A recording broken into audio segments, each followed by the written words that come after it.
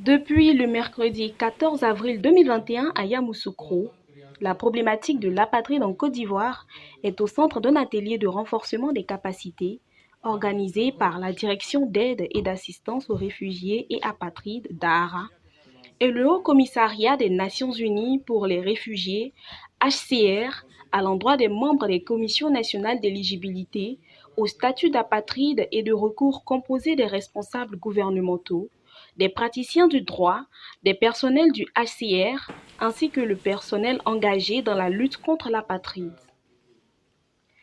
Il s'agit, au cours des travaux qui vont durer 3 jours, de mettre à niveau les connaissances des membres de la commission d'éligibilité au statut d'apatride et de recours afin de garantir les droits des demandeurs du statut d'apatride conformément au guide de procédure en vigueur et aux conventions internationales, puis les former aussi sur les procédures de détermination de statut d'apatride.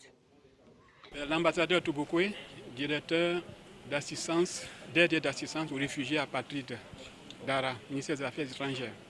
Donc aujourd'hui, l'atelier qui nous réunit ici à Yamoussoukro, c'est pour déterminer les critères de détermination, puisque pour qu'on traite un apatride, il faut d'abord connaître son statut pour pouvoir lui délivrer les documents pertinents qui lui permettent de prouver sa nationalité, son statut juridique et sa citoyenneté, sur la base naturellement des lois de notre pays, conformément aux conventions internationales, notamment celle de 1954 de New York, qui traite du statut des apatrides, et aussi celle de 1961, qui déclare ouvertement la suppression, l'éradication de ce fléau dans le monde. Voilà un peu aujourd'hui l'objectif majeur de cet atelier qui réunit aujourd'hui ses membres. Ils sont au nombre de 16, je pense bien, et qui vont plancher sur ces dossiers pendant ces 3 jours ici à Yamoussoukro. Mon nom c'est Leonidas Nkurunziza, représentant adjoint du HCR en Côte d'Ivoire. Et nous accompagnons la DARA, nous accompagnons le ministère de la Justice au niveau juridique. Donc il y a des discussions internes et externes aussi au niveau national, au niveau régional et au niveau international. Notre rôle effectivement c'est de donner tout le paquet juridique qui puisse les aider aussi à avancer. Au cours de cet atelier, plusieurs modules seront traités par les formateurs dans l'optique de la réduction du nombre d'apatrides en Côte d'Ivoire.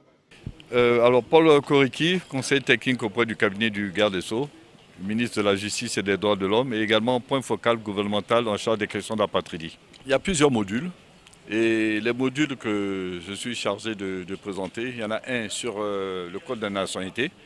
La présentation du code de la nationalité, c'est l'économie du code, les dispositions. Et il y a un deuxième module, c'est l'apatridie en Côte d'Ivoire. Est-ce qu'il y a des apatrides en Côte d'Ivoire? Puisqu'ils seront chargés, c'est une commission d'éligibilité au statut d'apatride. Donc il faut qu'ils aient une bonne maîtrise de la qualité de qui est apatride, qui n'est pas apatride.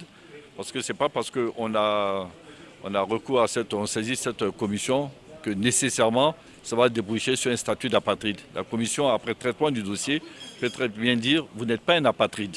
Et ça suppose que les membres de la commission aient une bonne maîtrise des dispositions du code de la nationalité.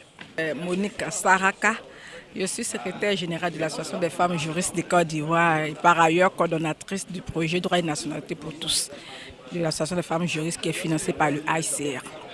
Et là, je suis là en tant que formatrice, donner une connaissance sur les conséquences de l'apatridie en Côte d'Ivoire. Voilà, on va essayer d'exposer un peu les conséquences de l'apatridie en Côte d'Ivoire pour nos différents participants.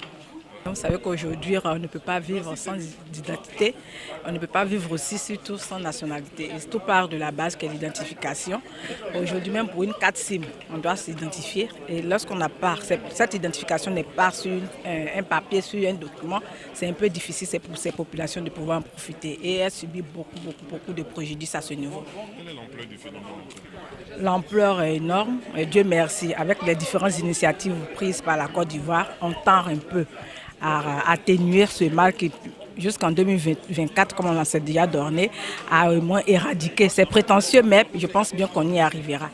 Selon l'article 1er de la Convention de 1954 relative au statut des apatrides, l'apatride est une personne qu'aucun État considère comme son ressortissant par application de sa législation.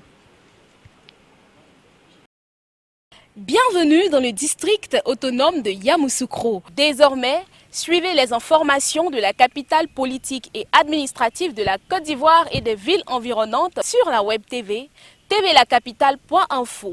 Institutions, ministères, opérateurs économiques, établissements, ONG, nous sommes à votre disposition pour la couverture médiatique de vos séminaires, conférences, mais aussi de vos activités politiques, économiques, religieuses, culturelles, sportives et bien d'autres. Vous pouvez nous joindre au 05 75 95 48 91 ou au 01 73 42 69 09. tvlacapitale.info, votre vitrine.